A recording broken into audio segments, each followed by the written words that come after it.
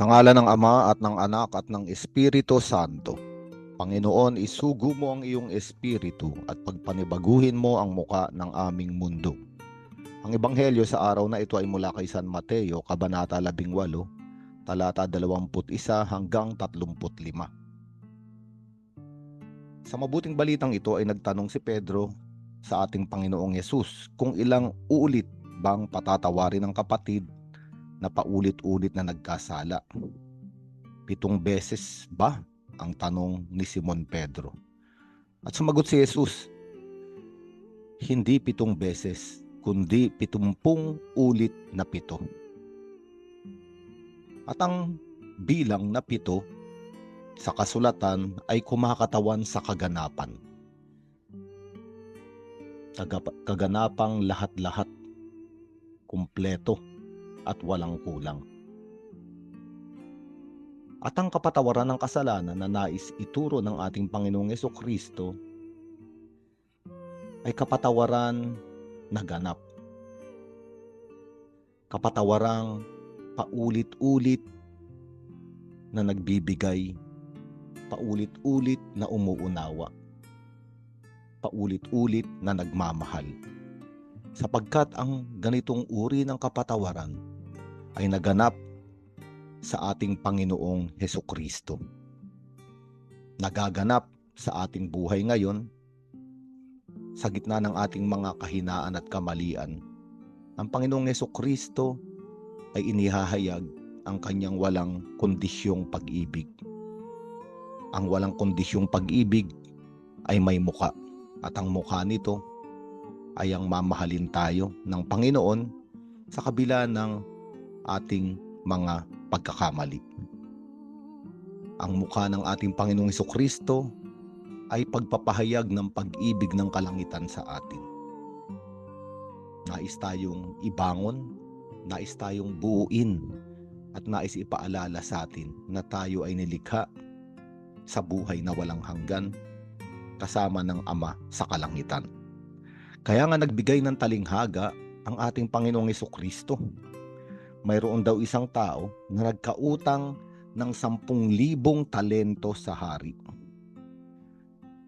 At ipinatawag siya ng hari.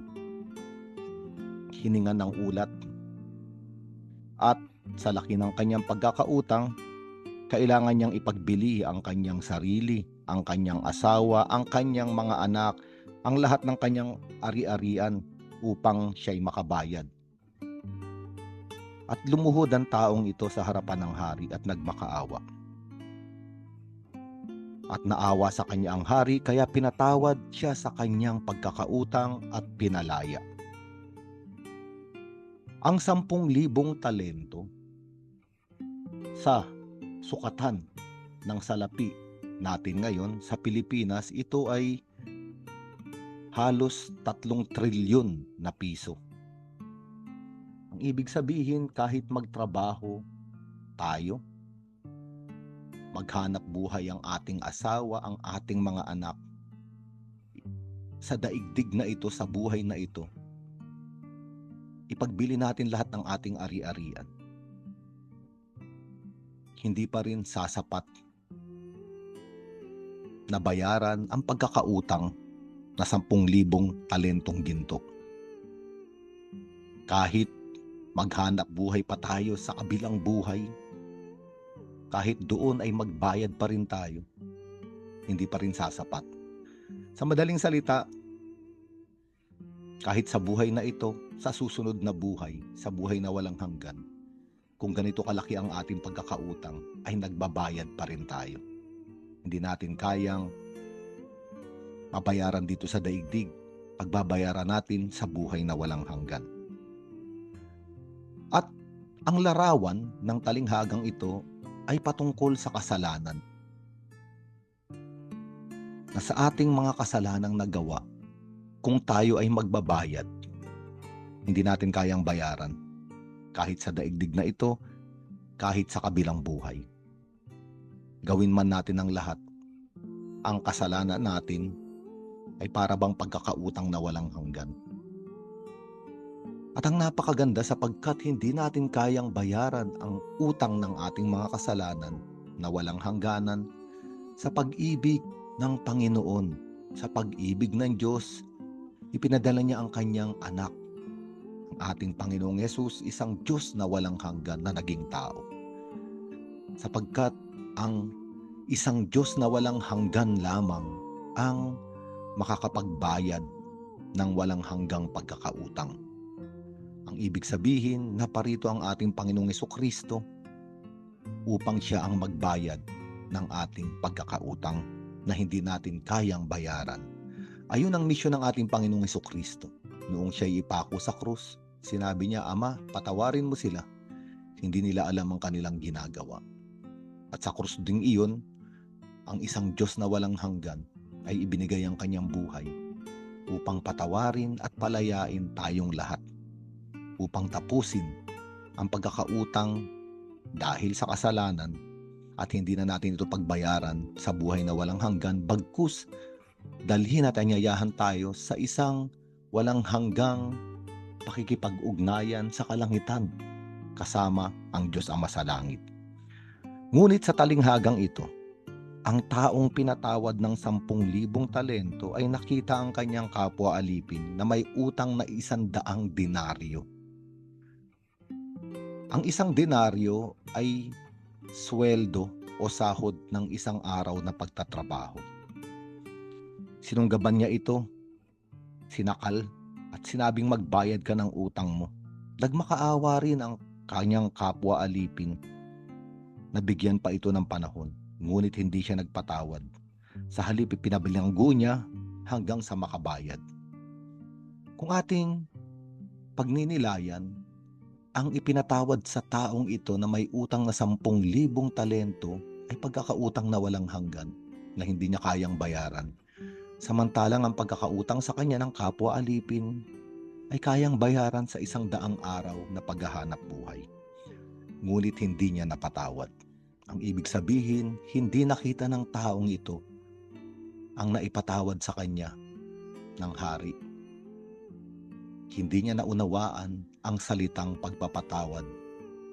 Hindi niya naranasan o umabot sa kanyang kalooban ang totoong kahulugan ng kapatawarang ganap.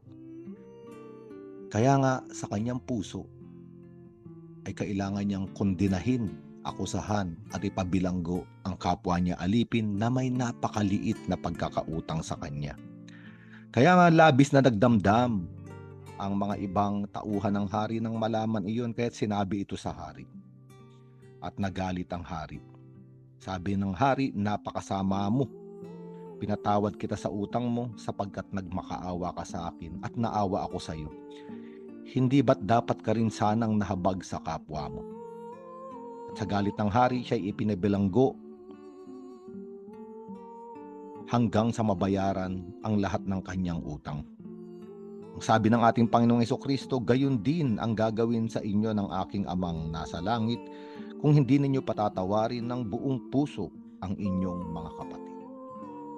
At ito nga ay sagot sa tanong ni Pedro. Ilang ulit magpapatawad? 70 ulit na 7.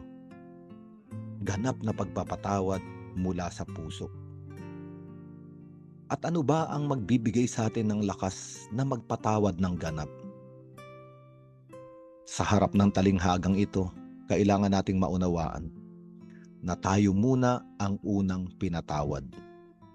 Pinatawad sa ating pagkakautang na walang hanggan. Ipinadala si Hesukristo, isang Diyos na walang hanggan, at siya ang nagbayad para sa atin. Kaya nga ang isang taong totoong may karanasan ng pagpapatawad ng Diyos, hindi niya nakikita ang maliit na pagkakautang ng kanyang kapwa sa kanya upang maging dahilan na singilin, parusahan ang kapwang may utang. Sa tuwing nakikita niya ang pagkakautang ng kanyang kapwa sa kanya, ang kakulangan ng kanyang kapwa, ang pagkakamali ng kanyang kapwa, ang unang-unang binabalikan ng isang taong totoong may karanasan ng pagpapatawad ay ang walang hanggang pag-ibig ng Diyos na kanyang tinanggap. Sa araw na ito, tayo inaanyayahan ng Panginoong Hesus na balikan ang napakaraming kagandahang loob na ating naranasan. Balikan ang paulit-ulit na pagpapatawad sa ating mga kasalanan.